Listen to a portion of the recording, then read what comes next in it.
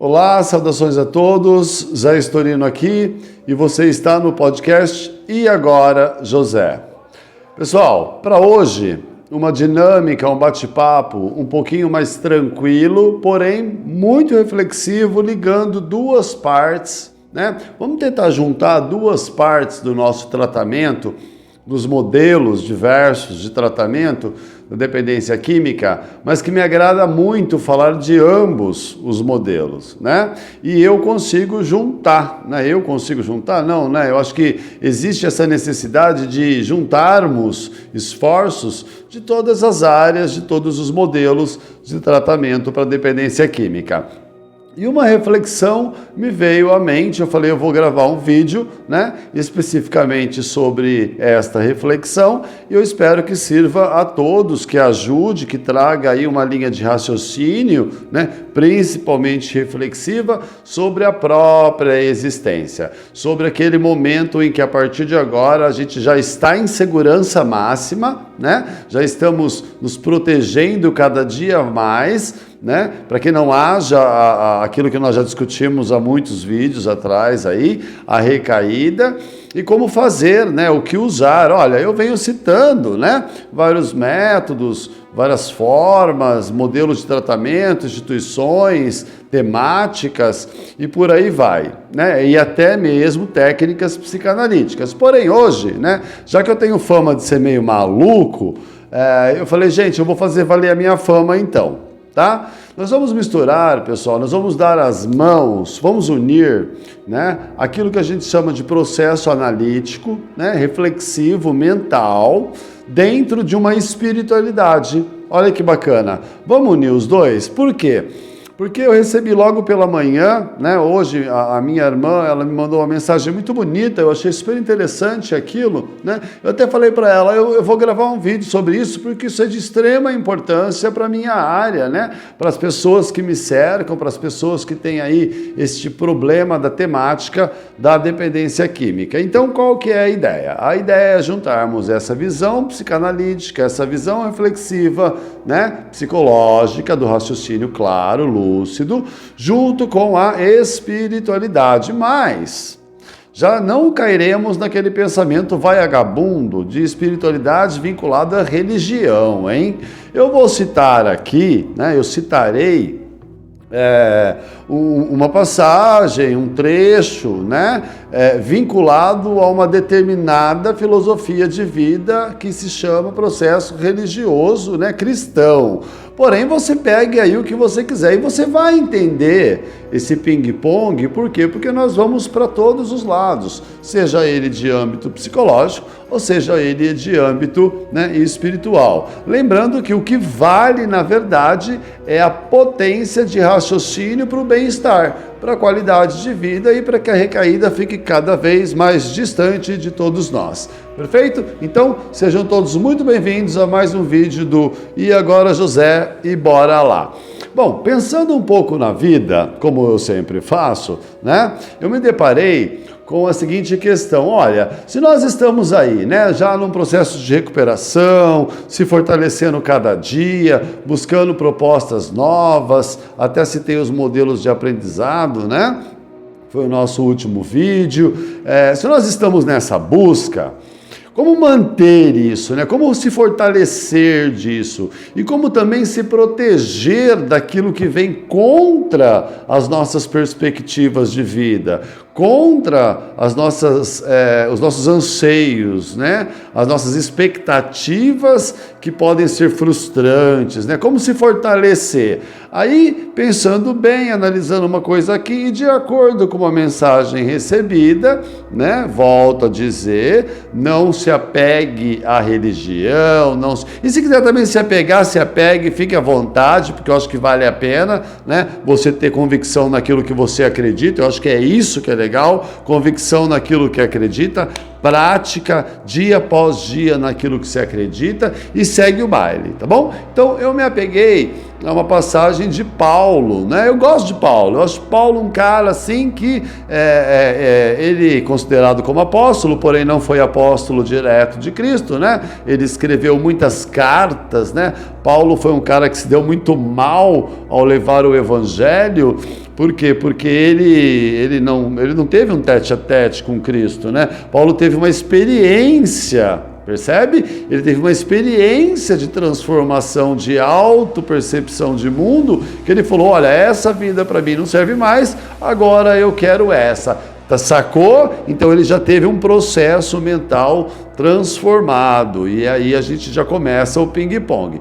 Paulo escreveu diversas cartas, todo mundo sabe, né? Paulo de Tarso, ele era um outro personagem que ao passar por uma situação, né? Um fato, aconteceu-lhe ali um fato, ele teve uma conversão, e através dessa conversão, hoje a gente tem São Paulo, né? O São Paulo. Paulo de Tarso, aquele que passou por diversas cidades, levando aquilo que ele tinha como plena convicção, chamada de salvação eterna, né? E olha que ele se ferrou para poder convencer as pessoas, hein? Ele foi um cara que, na minha opinião, é o que mais conseguiu trazer essência no que a gente chama, né, de cartas escritas, classificadas pelo livro mais conhecido do mundo, pela Bíblia, na minha opinião, que mais conseguiu convencer a ideia de que vale a pena você mudar através de uma transformação espiritual.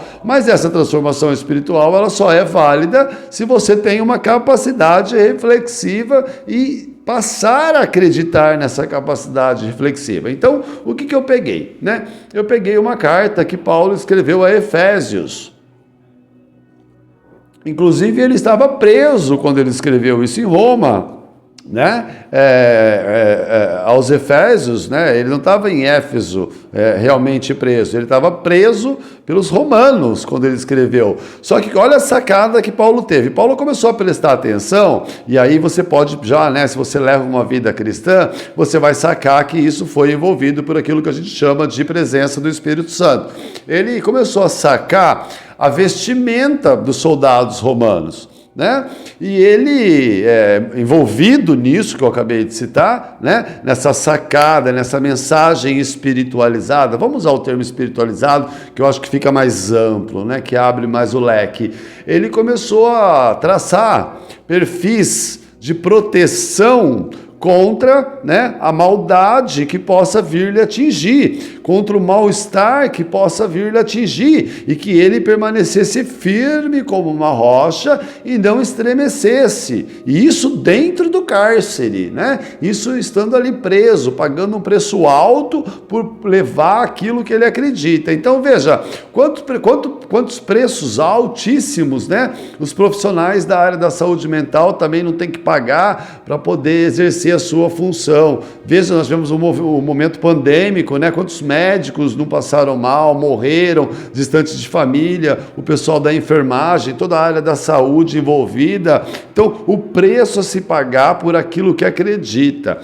E Paulo, né, preso pelos romanos, começou a observar a vestimenta, né, dos soldados romanos. E aí ele escreveu uma carta aos Efésios, né? Isso está em Efésios 6. Eu não vou me lembrar versículo por versículo, porque mais teologia que eu gosto, também não dá para decorar tudo, né? Calma lá. A ideia aqui é um ping-pong entre a espiritualidade e o nosso conceito de raciocínio, para que a gente se proteja a possível recaída, né? Por quê? Porque a tentação existe. O que a gente está discutindo aqui? A tentação. Tá, vamos chamar assim, as tentações que o mundo pode trazer. A gente não aprende que a gente tem que evitar hábitos, lugares e pessoas. Se você não consegue, você está se permitindo a tentação. Sacou a ideia? Então Paulo, ele observava o soldado. O que ele viu, né? Ele viu que o soldado ele usava um cinto, né? E dentro desse cinto, ele começou a pedir, eu acho que deve ser esse o processo, se eu estiver enganado, depois nos comentários você coloca aí para me ajudar, né, a agregar conhecimento. Ele começou a pedir, né, como que ele poderia interpretar aquilo? E na presença, na unção, na percepção psicológica, na sensibilidade, você chame como quiser, ele começou a chamar, né, o cinto da verdade. E o cinto da verdade, na questão espiritual, é a verdade de que tem que haver uma libertação. E que se você já está liberto, se você já está crente, quando eu falo crente, não é crente de ser crente em Cristo, se você está crente de que aquele estilo de vida lhe convém, que você vai vencer na vida, que ali já tem paz interior, já tem saúde mental, né? Então que essa é a sua verdade, cara, vai nessa que é legal. Esse cinto, ele é útil, é o cinto da verdade, é a verdade, como diria lá em João 8,32, conhecereis a verdade vos libertará. E qual é a verdade? A verdade era que Cristo é a salvação, né? Ninguém chega ao Pai senão por mim, porque eu sou a verdade, a luz, e aí você sabe toda a história, né? Porém, de um campo terapêutico, né, psicanalítico, numa análise lúcida da nossa mente, que verdade é esta desse cinto que Paulo observou do soldado romano? Olha, é verdade disso que a gente está falando aqui. Não é hora de escancarar o problema?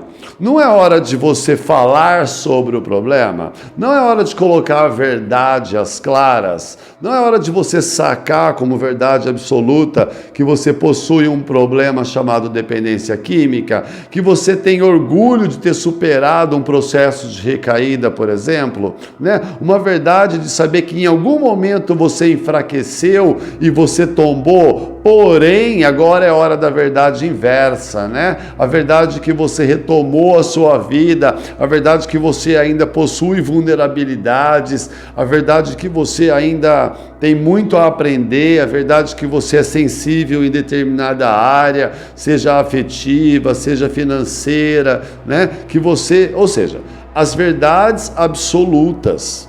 Então, Paulo, quando ele chamou de cinto ou cinturão da verdade, ele, numa visão espiritual, é que é a verdade da convicção espiritual. Cara, se você já tem essa verdade da convicção espiritual, não larga, fica nela, tá funcionando, apenas fortaleça.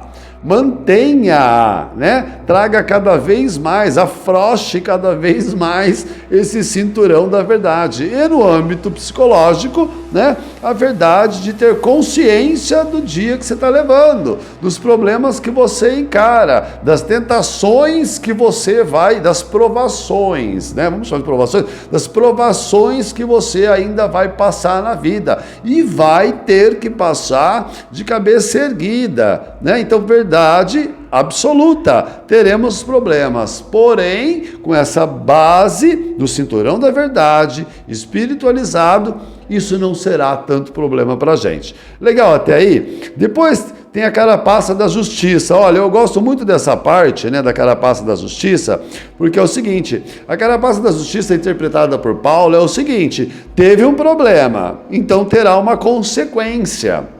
Né? Terá uma consequência. A carapaça da justiça, ela diz que a justiça será feita. De um jeito ou de outro, uma hora, na vida espiritual, nós somos cobrados pelos nossos atos. E aí, de âmbito psicológico, que é o que eu gosto mais, né, de debater, é o seguinte, dá para se arrepender. Dá para dar a volta por cima, dá para dizer, olha, eu errei, porém eu me comprometo, e eu me comprometo juntando ao cinturão da verdade, trazer à luz, trazer à transparência um arrependimento. E quem se arrepende de verdade, que fique bem claro, arrependimento verdadeiro, não é aquele arrependimento de 10 centavos, como eu gosto de falar, não, hein? Aquele arrependimento meia boca, que você fala uma coisa aqui, virou as costas, já está fazendo totalmente ao contrário, não é isso. É a carapaça da justiça na consciência de que há um preço a pagar, de que vai chegar o momento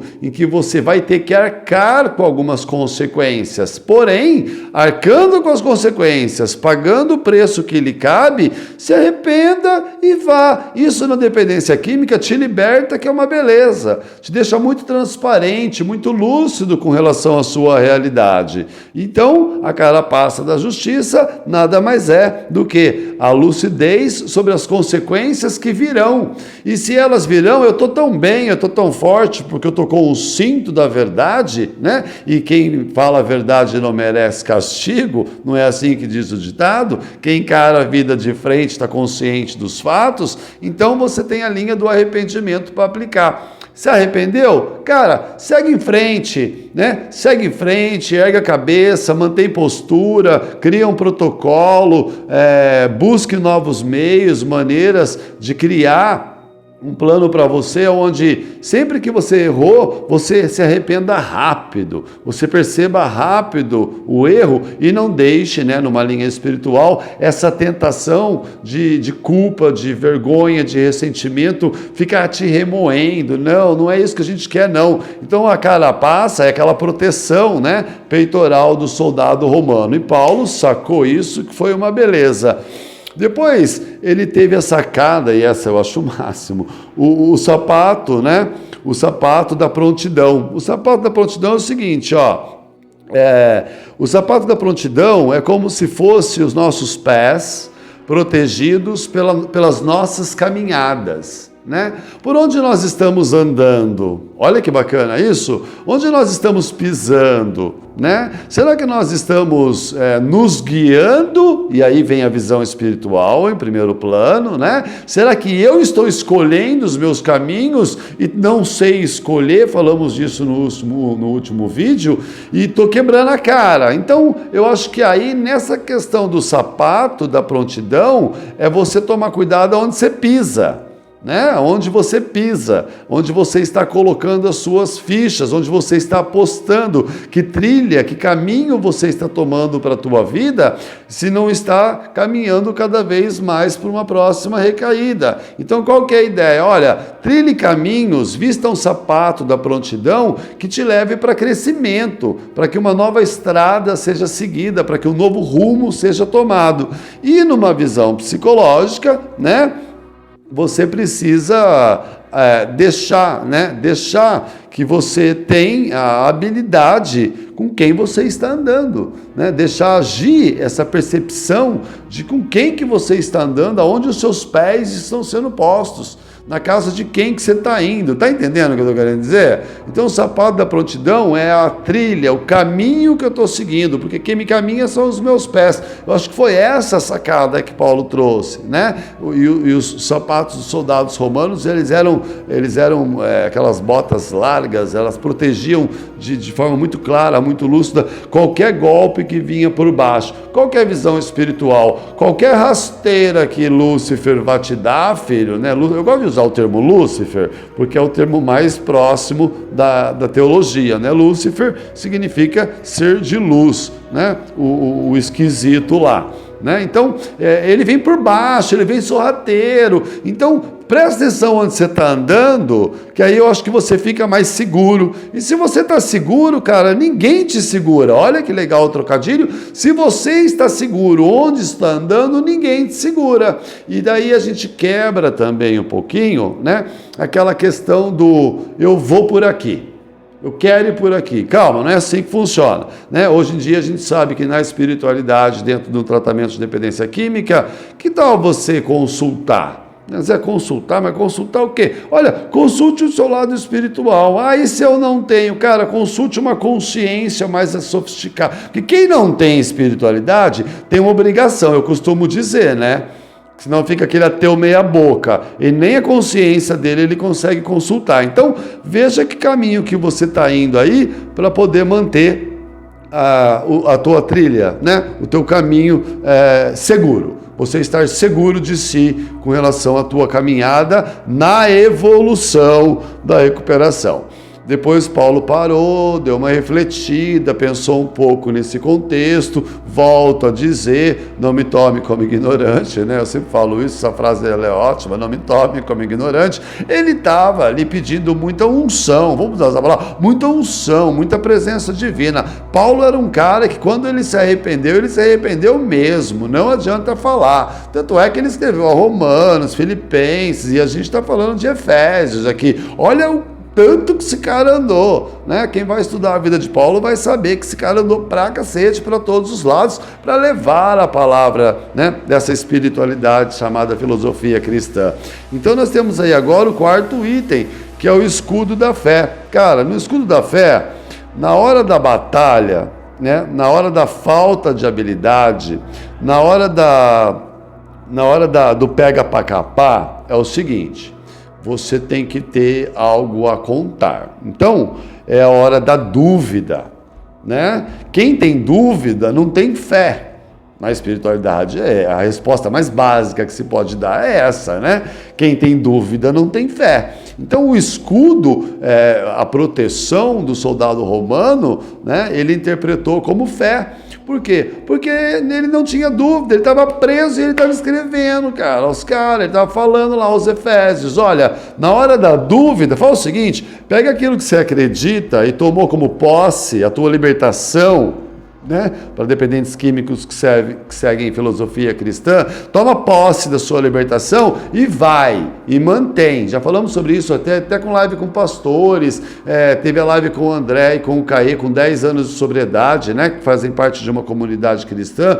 Pegou, tomou posse disso, não tem como você ter dúvida do que você está fazendo com a sua vida. Então, Paulo sacou que o escudo era a fé, então não tinha tempo para ter dúvida. Tá aparecendo, tá batendo, e eu volto a dizer, né? Porrada, você vai tomar para todo... Cara, na boa, é o seguinte, ó. Você tá andando, você encontra uma laranjeira, né? Uma laranjeira. Você vai tacar pedra para derrubar a laranja se não tem nenhuma laranja nela? Não. A árvore que não dá fruto, você não taca pedra. É isso que eu quero dizer. A árvore que não dá fruto não recebe pedrada. Então o vídeo de hoje é para você que está de pé, de cabeça erguida e está tomando pedrada. Por quê? Porque o coisa ruim, né? A gente sabe disso, gente chata também de âmbito psicológico, gente chata, você que está convivendo com gente esquisita, que está roubando a tua paz, que não está deixando você seguir um caminho que você está trilhando com lucidez, que você está usando aí, né, o seu escudo da fé e vem te pentelhando. Então, peraí, esse tipo de gente existe. Então, se você tem certeza absoluta da tua recuperação, isso sem arrogância, sem prepotência, simplesmente com a fé apurada, você não tem dúvida. Ó, que bacana. Então Paulo sacou, e eu achei muito legal isso. Falei, porra, o cara, ele teve uma percepção muito aguçada. Isso só pode vir realmente de um ato transcendente. Isso não claro, né, nós temos a capacidade de raciocínio, mas Paulo, ele tinha esse vínculo com Deus, né, puro, lúcido, transparente e de muita fé, que dava ali capacidade até interpretativa através de uma armadura romana, de um soldado romano. E neste quarto item ele disse: se você está revestido pelo escudo da fé, filho, ninguém te segura, vai que é a tua vez. No quinto item, né, ele colocou o elmo ou o capacete, né? Para quê?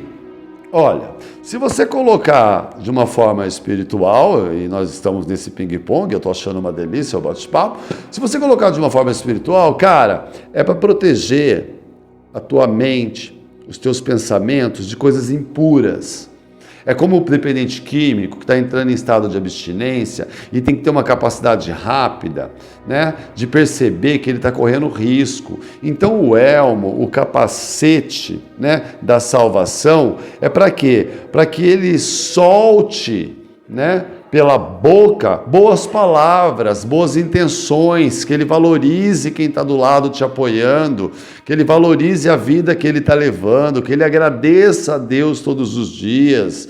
Essa é a sacada, que os seus ouvidos ouçam palavra de crescimento, de prosperidade, né? Que ele use os sapatos, né? Os sapatos lá da promissão, né, da prontidão, para que ele vá para lugares onde ele seja edificado na sua recuperação. Perceba? Então este elmo é para proteger de âmbito psicológico agora, né, a nossa qualidade de pensamento, nossa qualidade de raciocínio. Vamos pensar para cima, vamos pensar bem, realistamente falando. Vamos pensar bem, vamos pensar para cima, vamos produzir algo legal, né? Olha, eu saquei, tive uma ideia, falei, vou gravar um vídeo. E isso é para quê? Para que a gente saiba, para que a gente perceba que nós temos total capacidade de assimilar todos os métodos, sem pré-conceito. Porque existem aqueles que, né, eu acho isso de uma bobagem absurda, né? Quem anula o método científico e fica só com um modelo, ou quem anula totalmente o método cristão, ou seja, ele de qualquer outra religião, e fica só com o científico, eu acho isso de uma incapacidade racional absurda, de uma ignorância total. Por quê? Porque eu posso juntar e deve se juntar, tem que juntar, você tem que sair pescando ideia para todos os lados. Paulo fez isso com maestria. Ele fez isso com maestria e ele está esfregando na minha cara que desde um cinturão da verdade, desde uma carapaça da justiça, desde o sapato da prontidão, né?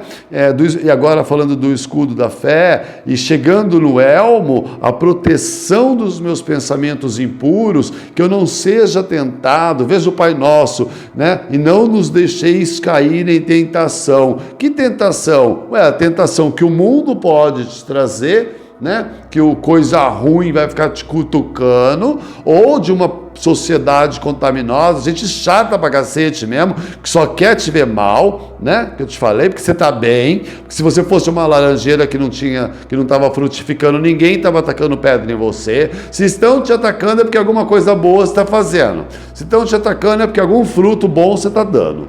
Essa é a grande verdade. Isso não sou eu que estou falando. Qualquer um vai saber disso. Basta você perceber. Para que chutar cachorro morto, né? Não é assim que a gente fala? Então, o elmo é o que protege os teus pensamentos. É para que você pense coisa boa, para que você frutifique, para que você fale, para que você dê às pessoas uma palavra de conforto, né? Para que você dê um bom dia a quem você ama, para que você possa se pronunciar abertamente desde a verdade do cinturão, percebe? Desde a verdade do cinturão. Então o elmo, né? O capacete da salvação é para nos salvar de nós mesmos no âmbito psicológico, ou seja, dessa mente maluca que é o dependente químico, que é um processo de ideia de vou usar, ou, né, você tem a capacidade de, na fé, você conseguir se proteger de ataques espirituais. É isso que eu estou querendo dizer,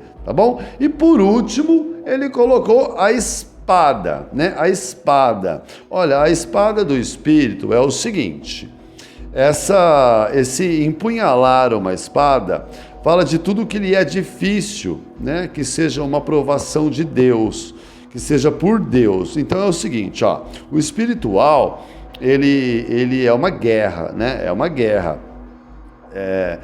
Você é atacado por todos os lados. Só que tem um detalhe: ninguém vai ser bobo de ir para a guerra sem uma arma, né? Então essa espada é o poder de Deus numa espiritualidade, ou você chama de como você quiser, é um poder espiritual que lhe é dado e você já tem as mãos para usar na hora certa, do jeito certo, da forma certa, percebe? Então é essa espada do Espírito. O teu Espírito, ele tem que transbordar. Eu vou pegar um trechinho, tem de bom ânimo, por exemplo. Então a espada do Espírito pode ser o ânimo que lhe faltava, né, para se manter dia após dia praticando aquilo que você acredita. A espada do Espírito pode ser o resgate, né, do perdão que você deixou de dar a alguém, ou a busca do perdão de alguém que você sabe que você já não se propõe mais a fazer determinadas coisas ou cometer determinados atos,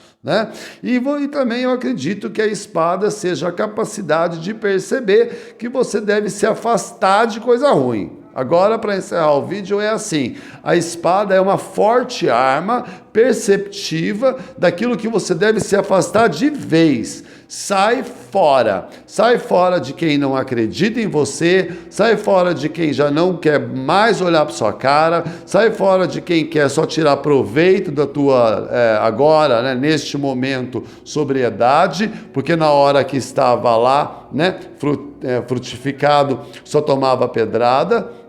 Né? Agora é o contrário, né? Que não estava frutificado, ninguém nem percebia, e agora que está frutificado, você tem uma espada para se proteger de quem começa a tacar pedra, porque vão começar a tacar pedra. Você pode ter certeza, é uma luta constante. A tentação existe, e não é uma tentação só espiritual, não. Tentação de gente que fica te enchendo o saco mesmo, só porque você está bem, porque você está forte, né? Que você está coerente, que você está frequentando um grupo de apoio, que você está indo a uma religião, que você teve o apoio da tua família resgatada, a confiança.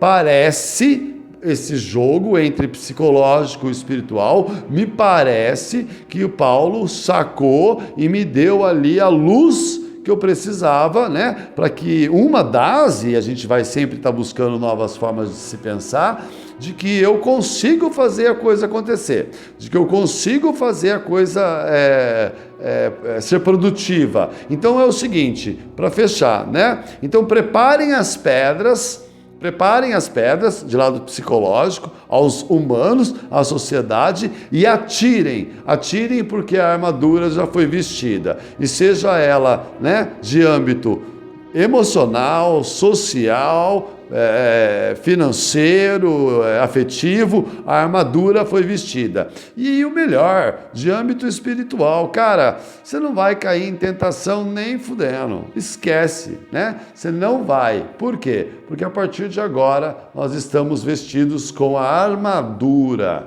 Nós estamos completos, nós estamos produzindo e nós estamos chegando aonde a gente quer.